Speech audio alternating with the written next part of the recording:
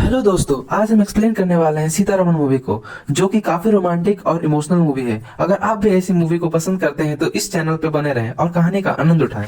तो मूवी की शुरुआत में हमें 1964 का समय दिखाया जाता है, जहां हम देखते हैं कि एक आतंकियों का लीडर कुछ लड़कों के सामने खड़े होकर उन्हें बता रहा होता है कि उन सबको कश्मीर भेजा जा रहा है, क्योंकि ऑपरेशन जिब्राल्टर का समय आ गया है। उस आतंकी लीडर का प्लान ये था कि वो कुछ लड़कों को कश्मीर में रहने भेजेंगे और भारत की नागरिकता दिला देंगे। उन लोगों का कुछ बड़ा हमला करने का प्लान था। उन लड़कों में एक रसूल नाम का लड़का भी शामिल था, जिसकी एक छोटी बहन थी जिसका नाम वहीदा होता है, जो कि आतंकी लीडर उसे अपने पास रखे हुए था। अब बॉर्डर पार करवाने के लिए उन लड़कों को भेजा जाता है, तो एक चेक पोस्ट पर पाकिस्तानी ऑफिसर अब्बू तारिक उन्हें रोक लेते हैं। तो उन्हें बताया जाता है कि वो एक सीक्रेट मिशन के लिए जा रहे हैं। अबू तारिक को इस ऑपरेशन के बारे में नहीं पता था और ना ही यह ऑफिशियली पाकिस्तानी गवर्नमेंट की तरफ से हो रहा था, इसलिए वो बॉर्डर पार करने की इजाजत नहीं देते।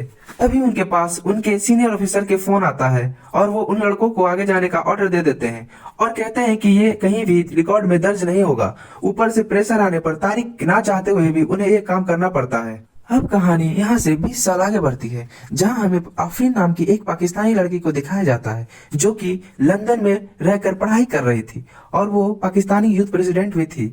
उसे इंडिया और इंडियन लोगों से बहुत नफरत थी। वो उनके खिलाफ नारेबाजी भी किया करती थी। एक बार उसे एक गाड़ी दिखाई देती है जिसमें इंडियन फ्लैग लगा होता है, तो वो पाकिस्तान जिंदाबाद के नारे लगाते हुए उस गाड़ी में आग लगा डालती है। जिस गाड़ी में उसने आग लगाई थी वो कोई छोटा मोटा आदमी नहीं था। वो आफरीन के कॉलेज पहुंच जाता है और फिर आफरीन को उसके सामने लाया जाता है ताकि वो उससे माफी मांगे।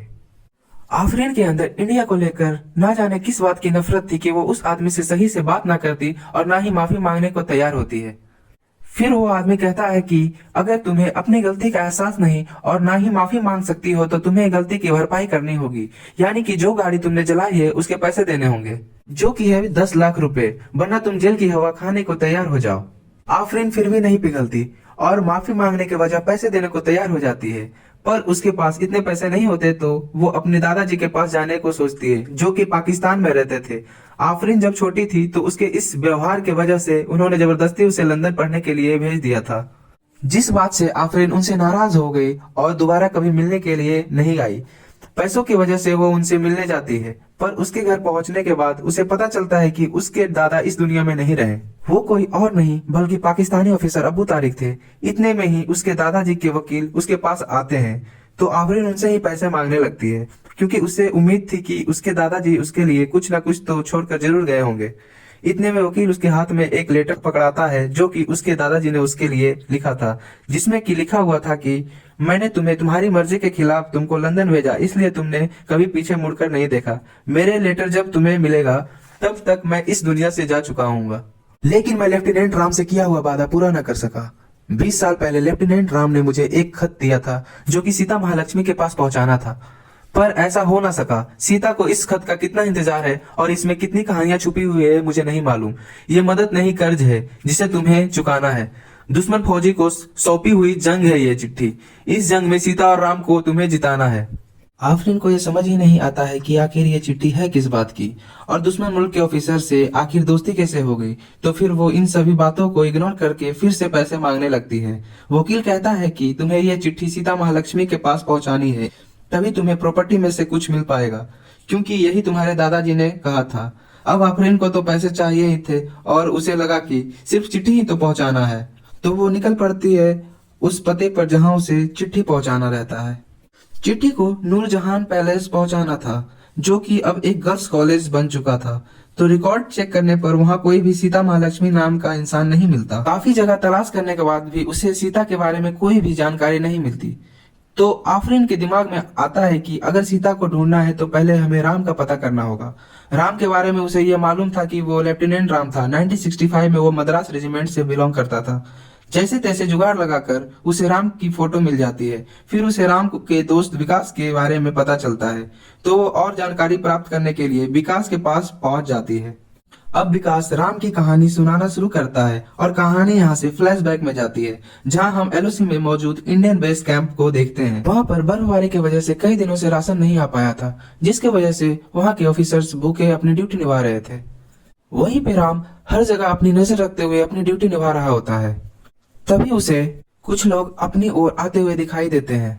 राम को लगता है कि शायद वो कश्मीरी मुस्लिम है, पर उसके सीनियर को लगता है कि शायद वो आतंकी है। इसलिए उसके सीनियर ऑफिसर राम को फायर करने का ऑर्डर देते हैं, पर राम को यकीन था कि वो लोग आतंकी नहीं हैं, इसलिए वो जानबूझकर सही से निशाना नहीं लगाता है और उसका यह मानना सही साबित होता है। राम के सीनियर ऑफिसर विष्णु राम को कुछ खास पसंद नहीं करते थे और वो बेवजह उससे चिढ़ते थे, पर राम को उनसे कोई दिक्कत नहीं थी और वो अपने काम बड़ी फुर्ती और ईमानदारी के साथ करता था। उधर आतंकी लीडर अंसारी को यह खबर मिलती है कि सभी लड़के कश्मीर में सेटल हो गए हैं, तो अब लीडर अपने साथी को एक फोटो देकर कहता है कि यह फोटो जामिल तक पहुंचा दो और जामिल को कह दो कि यह न्यूज वो इंडियन आर्मी तक पहुंचा दे। अब जाकर उस आतंकी लीडर का प्लान समझ आता है कि वो चाहता था कि इंडियन आर्मी उन लड़कों को मार दे ताकि वहां रहने वाले आम लोगों को लगे कि आर्मी ने उनके मासूम लड़कों को मारा है, जिसके वजह से वहां आर्मी पर से भरोसा उड़ जाए और वहां दंगा होने लगे। पर यही था उसका ऑपरेशन जिब्राल्टर। प्लान के मुताबिक जामिल ये न्यूज इंडियन आर्मी तक पहुंचा देता है। तो अब सीनियर ऑफिसर एक मीटिंग बैठाते हैं और सबको यह जानकारी देते हैं। ऐसे आसानी से जानकारी मिलना राम के मन में शक पैदा कर देता है, पर उस वक्त उसकी बात कोई भी सीरियस नहीं लेता और ऑफिसर विष्णु उन लड़कों को मारने के लिए मिशन पर निकल जाते हैं। ऑफिसर विष्णु इस मिशन के लिए राम को नहीं चुनते और बाकियों के साथ जाकर उन सभी 4 लड़कों को मार गिराते हैं, पर वहां 5 लड़के आए थे जिसमें कि रसूल वहां से भाग निकलता है। उन 4 लड़कों के मर जाने की खबर पूरे शहर में आग की तरह फैल जाती है, जिससे कि आम लोगों के अंदर गुस्सा भर जाता है और वो आर्मी के ऊपर पत्थरबाजी करना शुरू कर देते हैं। अब राम पूरी तरह से उस आतंकी लीडर का प्लान समझ चुका था, लेकिन अब बहुत देर हो चुकी थी क्योंकि जैसा वो चाहता था वहां वैसा ही माहौल बन चुका था और सभी जगह दंगे शुरू हो गए थे। राम सोचता है कि अगर जामिल उनके हाथ लग जाए तो आगे का सारा प्लान का पता चल जाएगा, तो वो उन्हें ढूंढने के लिए जाते हैं, पर गांव में वहां कोई भी दिखाई नहीं पड़ता। बात यह थी कि आतंकी लीडर रेडियो के जरिए वहां पर मौजूद सभी मुस्लिम लोगों को इकट्ठा करके हिंदुओं और इंडियन आर्मी के खिलाफ भड़काऊ भाषण देते हुए सबको भड़काने का काम कर रहा था ताकि वहां का माहौल पूरी तरह से खराब हो जाए और बिना हथियार का इस्तेमाल करते हुए वो एक दूसरे को मरवा डाले। आतंकी लीडर लोगों को भड़काते हुए अगरता गाँव को जलाने का ऑर्डर दे देता है, जहाँ पर सिर्फ हिंदू रहते हैं। तो राम उसके इन बातों को सुन लेता है और प्लान बनाते हुए वो सभी गाँव वालों को छुपा देता है। तभी वहाँ पे भड़के हुए लोग मसाल लेके आ जाते हैं और घरों को जलाना शुरू कर देते हैं। राम उन सभी को रोकने की कोशिश करता है और समझाते हैं कि आप सभी लोग बस मोहरे हैं और जो बच्चे मारे गए हैं वो सच में आतंकी थे। वो लोग राम की बात नहीं सुन रहे होते कि तभी राम के हाथ जामिल लग जाता है, तो उसकी धुलाई करते हुए वो ये सच उगलवा लेता है कि ये सब उस आतंकी का प्लान था। वो बच्चे मासूम नहीं बल्कि सच में आतंकी थे। ये सच्चाई आने के बाद अब उन सभी की आंखें खुल जाती है और वो जो आग उन्होंने लगाई थी उसे बुझाने में लग जाते हैं और इस तरह से राम ऑपरेशन जिब्राल्टर को पूरी तरह से नाकाम कर देता है। राम ने इतने लोगों की जान बचाई और इतनी कॉम्प्लिकेटेड सिचुएशन को इतने अच्छे से हैंडल किया, उसके लिए अब हर जगह उसकी तारीफ हो रही थी। और उन सभी को इंटरव्यू लेने के लिए एक औरत आती है जो कि ऑल इंडिया रेडियो में काम करती थी। इंटरव्यू लेने वक्त राम बताता है कि उसका इस दुनिया में कोई नहीं है और वो अनाथ है। वो औरत अपने शो में कहती है, कश्मीर में रहकर हमारी रक्षा करता एक अकेला सैनिक है लेफ्टिनेंट राम। उनकी खुशहाली पूछने वाले परिवार जहां वो लिख के बता सके मैं जिंदा हूं, ऐसा पता नहीं है उनके पास। राम का साथ देना अब हमारी जिम्मेदारी है। मेरे बेटे राम को मैंने कल ही खत लिखा है और अब आपकी बारी है। अब हम देखते हैं कि राम जिसका कोई परिवार नहीं था उसके लिए 2-2 बोरे भर कर चिट्ठियां आती है, क्योंकि अब पूरा देश उसका परिवार बन चुका था। किसी ने उसे अपना भाई तो किसी ने उसे अपना बेटा बना लिया था। हर कोई उसे प्यार दे रहा था और उसे ये बता रहा था कि वो अकेला नहीं है, बल्कि उसकी बहन, उसका भाई, उसकी माँ, उसके पिता हैं उसके साथ। राम को वो सारे खत पढ़कर बहुत ही ज्यादा खुशी होती है और वो पूरी रात जागकर उनका रिप्लाई भी लिखता है और सबको उनके पते पर पोस्ट कर देता है। अब ऐसे ही चिट्ठियों का आने का और राम द्वारा उनके जवाब देने का सिलसिला चलने लगा था और राम अपने परिवार के साथ अपना सुख दुख बांटकर बहुत खुश था कि तभी उसे एक चिट्ठी नजर आती है जो उसे अब तक नहीं पढ़ी थी। वो जब चिट्ठी खोलकर देखता है तो उसमें लिखा रहता है कि तुमने ऐसा क्यों बोल दिया कि तुम्हारा कोई नहीं, जबकि मैं तुम्हारी पत्नी हूँ। राम यह देखकर खुश भी हो जाता है और सोच में भी पड़ जाता है कि आखिर मेरी पत्नी बनकर मुझे किसने चिट्ठी भेजी। और उस चिट्ठी पे नाम लिखा हुआ था सीता महालक्ष्मी का।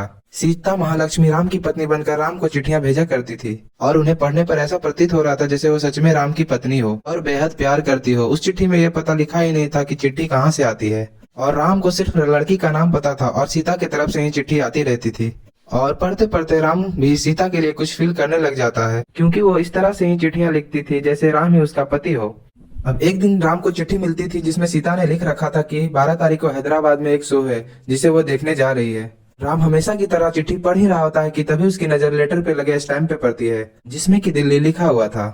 अब उसका दिमाग चलता है और वो अंदाजा लगा लेता है कि सीता जल्द ही दिल्ली से हैदराबाद जाने वाली है। तो वो चिट्ठी लेकर हैदराबाद के ट्रेन पे पहुंच जाता है और सीता को ढूंढने लगता है। काफी कोशिशों के बाद आखिरकार राम को सीता मिल ही जाती है, जिसे वो एक पल के लिए देखता ही रह जाता है क्योंकि वो अत्यधिक खूबसूरत थी। राम उसे लेटर पकड़ाते हुए कहता है कि ये आपके खत के लिखे हुए रिप्लाईज हैं, क्योंकि आपने कभी अपना पता दिया ही नहीं, इसलिए मैं इस खत को खुद ले आया। सीता जब पत्र पढ़ती है तो उसमें लिखा रहता है कि राम अपने दोस्त के यहाँ रुकने वाला है, तो वो उससे मिलने आ सकती है। तो राम अपने मित्र दुर्जय के पास ठहरने चल जाता है, जो कि रामलीला में काम करता था। अगले दिन सीता राम से मिलने वहीं पहुंच जाती है, जो राम बहुत खुश होता है और अपने मन की बात बताने लगता है। पर सीता कहने लगती थी कि मैंने तो वो सारे खत इसलिए लिखे थे क्योंकि मुझे लगता था कि हम कभी नहीं मिलेंगे। सीता कहना तो कुछ और चाह रही थी, लेकिन उसकी आंखें बता रही थी कि उसके मन में कुछ और है, और वो राम को इतना कहकर चली जाती है। अब कहानी प्रेजेंट में आती है, जहाँ राम का दोस्त विकास आफरीन से कहता है कि अब इसके आगे क्या हुआ मुझे नहीं पता, लेकिन राम के मित्र दुर्जय को पता होगा, इसलिए आपको उसके पास जाना चाहिए। अब हम देखते हैं कि राम के सीनियर ऑफिसर विष्णु अब रिटायर हो रहे थे कि तभी उनके पास आफरीन का कॉल आता है और उन्हें पता चलता है कि वो राम के बारे में जानना चाहती है, पर उन दोनों की बातचीत नहीं हो पाती। तो ऑफिसर विष्णु आफरीन के बारे में सारी जानकारी ढूंढ निकालने का ऑर्डर दे देते हैं। उनके चेहरे को देखकर ऐसा लगता है कि जैसे कि आफरीन को और राम के बारे में जानकारी मिल जाएगी तो गड़बड़ हो जाएगी। अब आफरीन दुर्जय के पास पहुंच जाती है और कहानी यहाँ से फिर से पीछे जाती है। अब हम देखते हैं कि राम उसी मैजिक शो में पहुंच जाता है जहां सीता जाने वाली थी। वहां सीता की दोस्त रेखा मिलती है और वो बताती है कि तुम इस तरह से आ जाओगे उसने कभी नहीं सोचा था। राम को पता चलता है कि सीता एक डांस टीचर है जो कि नूरजहां पैलेस में रहती है। राम बातें करने में माहिर था और उसकी मीठी मीठी बातें सीता को पिघला ही देती है, और अब वो भाव खाना छोड़कर राम से मिलना जुलना घूमना फिरना शुरू कर देती है। अब यहाँ पर यह बात खुलती है कि वो लोग पहली बार ट्रेन में नहीं कश्मीर में मिले थे। राम यह सुनकर चौंक जाता है कि तभी कहानी एक छोटे से फ्लैशबैक में जाती है, जहां हम देखते हैं कि सीता अगरता गांव में मौजूद है, और ये वो वक्त था जब दंगाइयों ने वहां पे आग लगा दी थी। सीता सिर्फ वहां घूमने के लिए गई थी, पर अब वो उस दंगे में फंस गई थी। लेकिन तभी वहां पे राम आता है और उसे बचा लेता है। आग और दंगाइयों की वजह से सीता ने अपना मुंह ढक रखा था, जिस वजह से राम ने उसका चेहरा देख न सका, पर सीता ने उसका चेहरा देख लिया था, और उस समय से ही सीता को राम भा जाता है। पर इसके बाद से ही शायद सीता ने राम को खत लिखना शुरू कर दिया था। ये सच्चाई बाहर आने के बाद अब राम को सीता से और ज्यादा प्यार हो जाता है, और सीता तो राम से प्यार करती ही थी।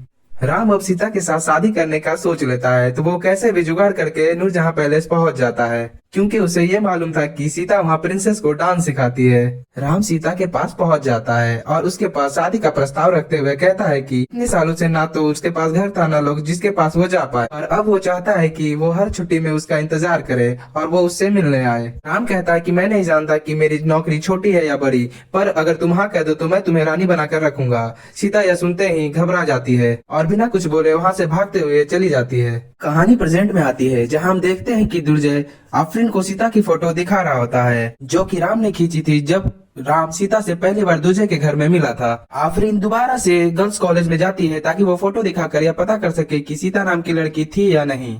तो वहाँ कदम रखते हैं उसे एक बड़ी सी फोटो दिखाई पड़ती है, जिसे देखकर उसका मुंह खुला का खुला रह जाता है। वो फोटो सीता की थी, पर उसके ऊपर सीता महालक्ष्मी नहीं प्रिंसेस नूरजहां लिखा हुआ रहता है। और अब यह बात खुलता है कि सीता ही नूरजहां पैलेस की प्रिंसेस थी, और यह बात राम को कभी बताई ही नहीं। और इसी के चलते अब्बू तारिक के द्वारा लिखी गई चिट्ठी वापस आ जाती थी, क्योंकि सीता महालक्ष्मी नाम का इंसान कोई था ही नहीं। उधर हम देखते हैं कि ऑफिसर विष्णु विकास के पास पहुंच जाते हैं और आफरीन के बारे में पूछने लगते हैं। आफरीन ने विकास को यह बताया था कि वो लंदन से आई है और एक किताब लिख रही है, पर ऑफिसर विष्णु बताते हैं कि वो लंदन से नहीं पाकिस्तान से आई है और वो अब्बू तारिक की पोती है। अब कहानी यहाँ से फ्लैशबैक में जाती है, जहाँ हम देखते हैं कि राम जिसे रानी बनाकर रखना चाहता था वो पहले से ही रानी है। सीता यानी नूरजहां बच्चों से बहुत लगाव था, वो छोटे बच्चों को पढ़ाने के लिए बहुत कुछ करती थी। वो इतनी बड़ी रानी होकर भी एकदम साधारण तरीके से रहती थी। प्रिंसेस नूरजहां राम से जुड़ी सारी बातें रेखा को बताती है, तो वो यही सलाह देती है कि तुम्हें राम को सारी सच्चाई बता देनी चाहिए, नहीं तो वो बाद में और ज्यादा दुखी होगा, क्योंकि सीता तो असलियत में है ही नहीं। सीता यानी नूरजहां राम से सचमुच प्यार करती थी और उसके साथ में रहना चाहती थी, पर वो एक रानी थी जिसका किसी आम इंसान से प्यार करना उसके भाई को बिल्कुल पसंद नहीं आता, और उसके दिमाग में यह सब बातें चलने लगती है कि शायद उसे लेटर लिखना ही नहीं चाहिए था, और इसी सोच में पड़ी हुई रहती है कि आखिर वो क्या करे।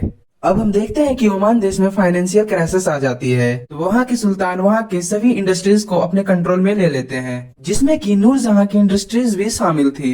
अब नूरजहां के भाई अकबर परेशान होते हैं कि अब वो क्या करें, कि तभी उनके सलाहकार कहते हैं कि नूरजहां की शादी सुल्तान के बेटे से हो जाए तो हमारी संपत्ति बच सकती है। अब सारा भार नूरजहां के ऊपर आ जाता है। सभी उससे यह उम्मीद करने लगते हैं कि अगर वो शादी करने के लिए तैयार हो जाए तो सब सही हो जाएगा, पर वो तो राम से प्यार करती थी, तो ऐसे कैसे हाँ कह देती। हम देखते हैं कि राम सीता से मिलने आता है, क्योंकि उसे लगता है कि उसने शादी की बात करने में बहुत जल्दबाजी कर दी, इसीलिए सीता पहले उसे जान ले तो ज्यादा अच्छा रहेगा। पर सीता तो अलग ही धर्म संकट में फंसी हुई थी, तो वो क्या ही जवाब देती, और वो चाह कर भी कुछ भी बता नहीं पा रही थी, क्योंकि वो एक तरफ राम के साथ रहना भी चाहती थी और एक तरफ उसके फैमिली की जिम्मेदारी आ चुकी थी। राम को अब वापस बॉर्डर पर जाने पे बस 4 ही दिन बचे थे, तो जिन्होंने उनको चिट्ठी लिखी थी वो उनसे मिलने का सोचता है। अब सीता भी उसके साथ जाने को तैयार हो जाती है, क्योंकि वो जानती है कि अब शायद राम से इसके बाद ना वो मिल पाए। अब सारी फैमिली से मिलने के बाद सीता को राम बताता है कि कल मेरा ट्रेन है, तो मैं उम्मीद करता हूँ कि तुम मुझसे मिलने जरूर आओगी। सीता ने राम से मिलने का सोचा तो था, लेकिन उसी वक्त ओमान से कुछ लोग आ जाते हैं और बताते हैं कि ओमान के प्रिंस ने नूरजहां को पसंद कर लिया है। सीता वहीं फंसी रह जाती है और राम स्टेशन पे उसका इंतजार करता रह जाता है, और दोनों लोग आखिरी बार एक दूसरे से नहीं मिल पाते, जिस वजह से राम उससे बहुत नाराज हो जाता है। अब हम देखते हैं कि एक पत्रकार नूरजहां के पीछे लगा रहता था, तो उसने नूरजहां की काफी तस्वीर खींची थी जब राम नूरजहां के साथ में था। अब उसे एक मजेदार स्टोरी मिल गई थी कि प्रिंसेस नूरजहां एक आम इंसान के प्यार में है, और यही खबर वो अखबार में छाप देते हैं। ये खबर आग की तरह पूरे शहर में फैल जाती है, तो ओमान वाली पार्टी अकबर से पूछता है कि क्या यह खबर सच है या झूठ है। अकबर जब नूरजहां से सवाल करता है तो वो किसी भी चीज की परवाह न किए हुए वो सच बोल ही डालती है कि हाँ वो राम से प्यार करती है और उसके बिना नहीं रह सकती। नूरजहां सारे बंधनों को तोड़कर सीता बनकर कश्मीर में राम से मिलने चली जाती है, और तब राम सीता को देखकर बेहद खुश होता है, क्योंकि उसने कभी उम्मीद ही नहीं की थी कि सीता ऐसे कभी उसके पास आ जाएगी। अब कहानी प्रेजेंट में आती है, जहां हम देखते हैं कि आफरीन नूरजहां की दोस्त रेखा के पास पहुंच गई थी, और वहां उसे पता चलता है कि प्रिंसेस नूरजहां अब लंदन में है। आफरीन जब फोन मिलाती है तो उसे पता चलता है कि वो अभी कश्मीर गई है, और इस समय हर साल वो वहीं जाती है।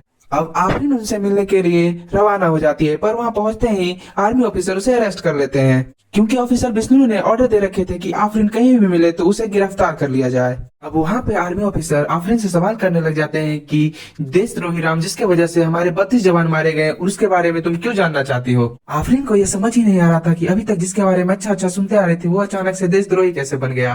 तभी वहाँ पे ऑफिसर विष्णु आ जाते हैं और उससे अकेले में बात करते हुए कहते हैं कि राम देशद्रोही नहीं था, तुम्हारे दादा अबू तारिक और राम के बहुत एहसान है। कहानी यहाँ से दोबारा फ्लैशबैक में जाती है, जहाँ हम देखते हैं कि राम और सीता एक होटल में गए हुए होते हैं। वहाँ पे सीनियर ऑफिसर विष्णु अपनी पत्नी के साथ मिल जाते हैं, तो राम भी उन्हीं के साथ बैठ जाता है। तभी अचानक से विष्णु सर के कनपट्टी पर एक लड़का बंदूक तान देता है। वो लड़का रसूल होता है, जो कि इतने दिनों से ताक लगाए हुए था बदला लेने के लिए। राम की होशियारी से वो रसूल को पकड़ने में कामयाब हो जाते हैं, और फिर गुड कॉप बैड कॉप का गेम खेलकर विष्णु रसूल के सामने बुरा ऑफिसर बन जाता है, और राम रसूल का हमदर्द बन जाता है, ताकि रसूल उस पर भरोसा करके हर बात बता दे। राम उसे एक फोटो दिखाता है जिसमें आतंकी लीडर अंसारी बाकी सब बच्चों के साथ बैठा हुआ था, और उसके गोद में बाइदा थी जो कि रसूल की बहन थी।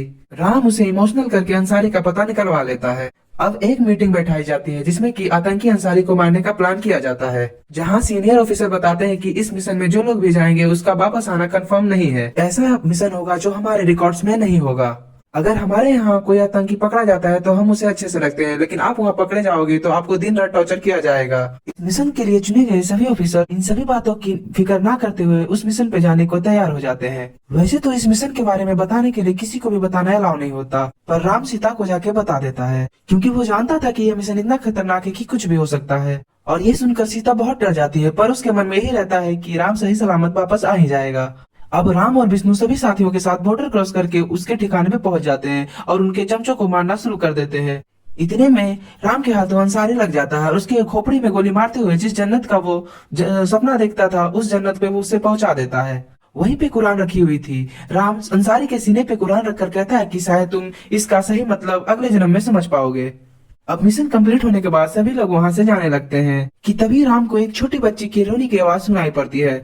उस घर में आग लग चुकी थी और आवाज वहीं से आ रही थी, तो राम जल्दी से अंदर जाता है और उस बच्ची को बचा के बाहर आता है कि जो कि वाहिदा होती है। विष्णु भी राम के पीछे पीछे आ गया था कि तभी वहाँ पे पाकिस्तानी ऑफिसर अबू तारिक आ जाते हैं और उन दोनों को गिरफ्तार कर लेते हैं। अब वहाँ पे उन दोनों को टॉर्चर करना शुरू कर दिया जाता है और फिर वहाँ पे अबू तारिक आते हैं और कहते हैं कि अगर तुम उस बच्ची को बचाने की कोशिश नहीं करते तो शायद तुम्हारा मिशन सक्सेसफुल हो जाता और तुम अपने देश में होते। अबू तारिक उन ऑफिसर से थोड़ा अलग थे, वो सच्चाई के मार्ग पे चलते थे और किसी के साथ गलत होते नहीं देख सकते थे। अबू तारिक उन्हें खाना खिलाते हैं और कपड़े भी पहनने को देते हैं। उधर इतने दिनों से नहीं वापस लौटते हैं तो सीनियर ऑफिसर विष्णु की पत्नी उनसे सवाल जवाब करने लगती है कि वो कहाँ गए हैं, इतने दिनों से क्यों नहीं आए हैं।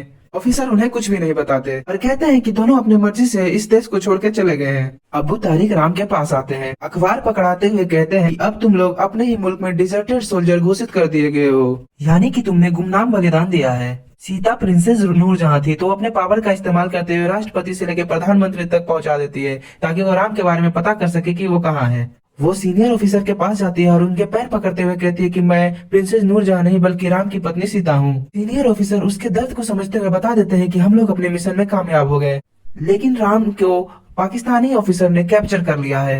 अब हम देखते हैं कि इंडियन एम्बेसी से एक ऑफिसर पाकिस्तानी ऑफिसर से मिलते हैं और ये प्रस्ताव रखते हैं कि आपका एक ऑफिसर हमारे पास है तो उसके बदले हमारे दोनों जवान को बलि कर दो।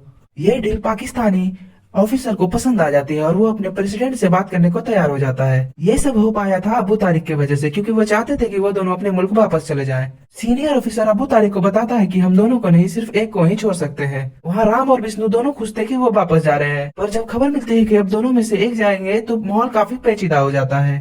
और विष्णु सर वहाँ रह कर दिमागी तौर पर इतने ज्यादा फ्रस्ट्रेट हो चुके थे कि वो इन सब के लिए राम को ही जिम्मेदार ठहराने लग जाते हैं। अब कहानी प्रेजेंट में आती है जहाँ विष्णु सर बताते हैं कि राम ने मुझे जाने को कहा और फिर मैं यहाँ आ गया। मैं यहाँ आने के लिए इतना बेसब्र था कि मैं उसे पीछे छोड़ आया और आज भी राम पाकिस्तानी फौज के कैद में है। उसी साल पाकिस्तानी आर्मी को हमारे 12 बेस कैंप के बारे में पता चला तो उन्होंने बमबारी कर दिया और हमारे 32 जवान मारे गए। हमारे इंटेलिजेंस ब्यूरो ने पता लगाया तो पता चला कि राम ने इन्फॉर्मेशन लीक करी थी, पर मुझे पता है कि राम ऐसा कभी नहीं कर सकता। अब ऑफिसर विष्णु कहते हैं कि वहाँ राम सजा काट रहा और मैं यहाँ नर्क में जी रहा हूँ, उसकी वजह तुम हो, क्योंकि जिस बच्ची को राम ने बचाया था वो तुम ही हो। यह बात सुनकर आफरीन एकदम शॉक हो जाती है और यहाँ पता चलता है कि जिस बच्ची को राम ने बचाई थी उसे अबू तारिक ने गोद ले ली और वहीदा ही आफरीन है। आफरीन को दादाजी के खत में वो लिखी बात याद आती है कि इस खत को पहुंचाना सीता तक तुम्हारा कर्ज है जिसे तुम्हें ही चुकाना है। और अब जाके उसे समझ आता है वो इन सब चीजों से कैसे जुड़ी हुई है। आज अगर वो जिंदा है तो सिर्फ राम की वजह से। अब हम देखते हैं कि सीता कश्मीर में होती है और वो वहाँ हर साल आती थी क्योंकि राम से जुड़ी सभी यादें वहीं से थी और वो वहाँ आकर अपने यादों को ताजा करती थी। सीता आज भी राम का इंतजार कर रही थी और उसके लिए ही जी रही थी। आफरीन को पकड़ लिया गया था पर बालाजी खत लेके सीता के पास पहुंच जाता है और बालाजी सीता को खत देता है। खत में लिखा हुआ था कि हमारी चांद जैसी परी कथा का आखिरी पन्ना है ये खत मिलने में तुम्हें जरा देर हो गई है। तुम नाराज होगी लेकिन तुम्हारी नाराजगी देखना मेरी किस्मत में नहीं है। दुनिया मेरे बारे में न जाने क्या क्या बोल रही होगी, लेकिन तुम अपने यकीन पे यकीन रखना कि मैं देशद्रोही नहीं हूँ। उधर विष्णु को जब पता चलता है कि सीता कश्मीर में ही है तो वो उसका पता लगाने को कहता है क्योंकि वो नहीं चाहता था कि वो लेटर्स फिर सीता के पास पहुंचे। कहानी फिर से फ्लैशबैक में जाती है जहां पाकिस्तानी सीनियर ऑफिसर एक चाल चलते हैं और दोनों ही लोगों को अलग करके वो डील रखते हैं कि अगर तुम इंडियन आर्मी की बेस कैंप की जानकारी दे दो तो तुम्हें वापस भेज दिया जाएगा। राम उसके मुँह पे थूकते हुए साफ साफ बताने को मना कर देता है, पर ऑफिसर विष्णु फ्रस्ट्रेट हो चुके थे। उन्हें घर बार बार जाने को याद आ रहा था और वो सभी जानकारी उसको बता देते हैं। ये बात जानकर राम को बहुत बड़ा झटका लगता है और यहाँ सच्चाई खुलती है कि राम ने कभी भी कुछ भी बताया ही नहीं था, बल्कि विष्णु ने सारी जानकारी लीक करी थी। यही सब बातें चिट्ठी में लिखी हुई थी, इसीलिए विष्णु नहीं चाहते थे कि आफरीन सीता से मिले या वो चिट्ठी सीता को मिले। अब चिट्ठी पढ़ने पर सब कुछ सामने आ चुका था। ऑफिसर विष्णु ने जो किया था शायद वो इसीलिए वापस आकर भी घुट घुट के जी रहे थे और उनका जीना नरक में जीना जैसा लग रहा था। राम ने यह खत तब लिखा था जब उसको फांसी होने वाली थी और वो लिखकर अबू तारिक को दे दिया था ताकि वो सीता तक खत को पहुंचा दे। और अब वहाँ यह पता चलता है कि राम अब जिंदा नहीं है, उसे उसी समय मार दिया गया था। सीता को खत में एक पेपर की कटिंग मिलती है जिसमें कि उसकी ही खबर छपी हुई थी और यहाँ सीता को पता चलता है कि उस खत को लिखते समय राम को पता चल गया था कि वो प्रिंसेस नूरजहां थी। अब हम देखते हैं कि ऑफिसर विष्णु ने खुदकुशी कर ली होती है क्योंकि उस चिट्ठी के जरिए यह बात सामने आ चुकी थी कि राम निर्दोष था और गलत ऑफिसर विष्णु ने किया था। उन्हें इस बात का पछतावा भी था, शायद इसीलिए उन्होंने अपनी जान ले ली। अब आफरीन सीता से मिलती है और उसे गले से लगा लेती है और उसे भी पता चलता है कि राम अब जिंदा नहीं है। अब हम देखते हैं कि राम के ऊपर से देशद्रोही का दाग हट जाता है। अब उसे पूरे सम्मान के साथ सम्मानित किया जाता है और यह मूवी यहीं पे खत्म हो जाती है। Thank you so much for watching my channel and thank you guys. जय श्री राम। Thank you.